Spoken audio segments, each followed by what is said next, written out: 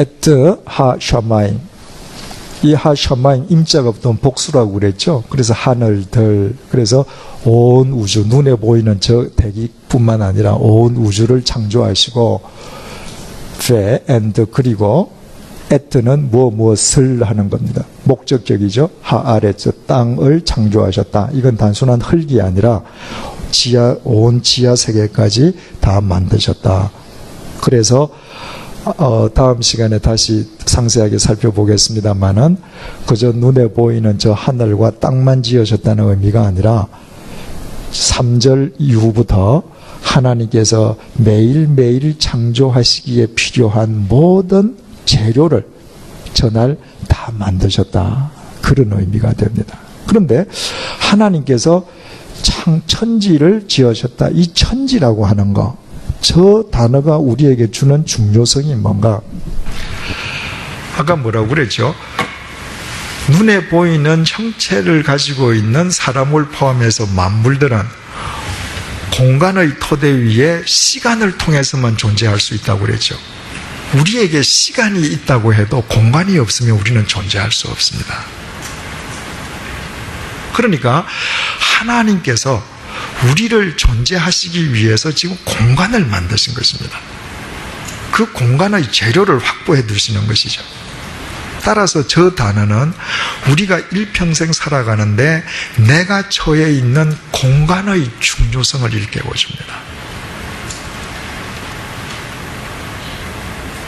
내가 어떤 인격의 소유자이냐가 여러분 뭘 통해서 드러나겠습니까?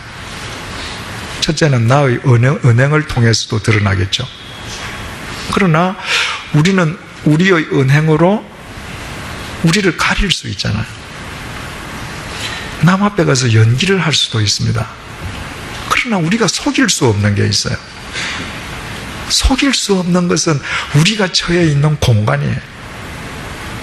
내가 어떤 사람인지는 내가 처해 있는 공간을 보면 알아요. 내가 어둠의 사람이라면 나를 아무리 밝은 공간에 갖다 두어도 나 때문에 내 주위는 어두워지게 되어 있습니다. 내가 빛의 사람이라면 나를 흑암 속에 던져두어도 나 때문에 내가 처해 있는 공간은 밝아지게 되어 있습니다. 여러분이 그리스도인으로서 존재하기 때문에 여러분이 존재하는 아파트에 어떤 변화가 있습니까? 100주년 기념교회가 양화진에 있기 때문에 이 양화진이라는 공간이 어떻게 달라지고 있는가요? 여러분 한 사람이 100주년 기념교회의 교인으로 합류하심으로 인해서 이 양화진이라는 공간에 어떤 변화가 있습니까? 공간의 중요성을 우리는 알아야 돼요. 시간이 생명이라면 그 생명의 실체는 우리의 공간을 통해서 나타나는 것입니다. 그래서 여러분의 가정이라는 공간이 정말 화목한 공간인가, 사랑의 공간인가, 행복한 공간인가 중요한 것이죠. 또 하나님께서 천지를 창조하셨다는 저 천지라는 단어가 우리에게 주는 두 번째 중요성이 무엇인가? 하나님께서 저 큰 하늘과 땅을 누구를 위해서 지으셨어요? 하나님께서 창조하실 우리를 위해서. 하나님께서 우리를 위해서 이 광활한 천지를 창조하신 분이심을 깨달으면서 살아갈 때만 우리는 비로소 좁고 좁은 나라는 우물에서 탈피할 수 있습니다. 여러분, 신앙은 내 우물에서 벗어나는 거라고 그랬습니다. 하나님께서 우리를 이 넓은 천지를 만드시고 이 넓은 천지 속에 하나님의 뜻을 따라 살게 하셨는데 수없이 많은 사람들이 하나님을 믿는다고 하면서도 자기 감옥에 갇혀 살아요. 하나님을 자기 감옥으로 끌어다 놓고 마치 히브리 사람들이 하나님을 예루살렘 성전 안에 가두어 놓고 살듯이 내가 내 우물 속에 가두어 둔 하나님이라는 우상을 섬기고 살아간단 말이죠. 하나님께서 우리로 하여금 살게 하신 이 공간은 이 넓은 공간이라는 것을 우리가 알 때에만 비로소 나라는 우물에서 벗어나 사회가 내 눈에 보이고 이 나라의 역사가 보이고 인류의 미래가 보이는 것입니다.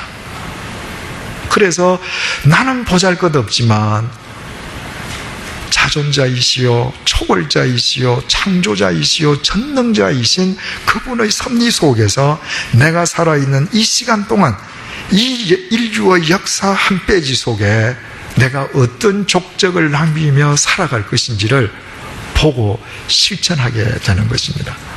그때부터 우리의 삶의 의미가 달라지는 것이죠. 이미 말씀드린 적이 있습니다만은 내가 우리 집 마당을 쓴다. 우리 집 마당을 쓰는 것이 아니죠. 이 우주의 한 부분을 쓰는 겁니다. 그때부터 달라지는 거예요. 이 우주의 한 부분을 쓴다라고 할 때부터 내가 우리 집 마당만 내 마당이라고 생각하는 그 작은 생각에서 벗어나기 시작하는 것입니다. 이처럼 태초에 하나님이 천지를 창조하셨다는 이 네 단어는 성경 66권의 에센스가 달려 있습니다. 그리고 성경은 이 구절로부터 시작해요. 중요한 것은 이 성경을 누가 언제 썼어요? 3400년 전에 모세가 쓴 거 알죠? 그죠? 그 당시에 1차적으로 누구에게 보여주기 위해서 쓴 것입니까? 하나님의 말씀이기 때문에 시간과 공간을 초월해서 3400년 동안 모든 사람, 앞으로도 주님 오시는 날까지 이 땅에 있는 모든 사람을 위해서 쓰여진 말씀이지만 모세가 3400년 전에 이 말씀을 쓸 때 이 성경을 보는 1차 대상은 누구예요? 400년 동안 이집트의 노예살이에서 해방된 이스라엘 백성들이에요. 그들은 인생의 향방을 모르는 사람들입니다. 그들은 죄와 사망의 이집트에서 노예로 살면서 한 번도 스스로 서본 적이 없는 사람들이에요. 그들이 있는 공간이 어디입니까? 광야에 망망대해의 일엽천주처럼 떨어져 있는 것입니다.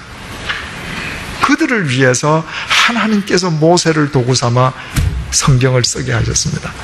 그리고 그들에게 주신 창세기 1장 1절의 말씀이 얘들아 나는 자존자야, 나는 초월자야, 나는 창조자야, 나는 전능자야.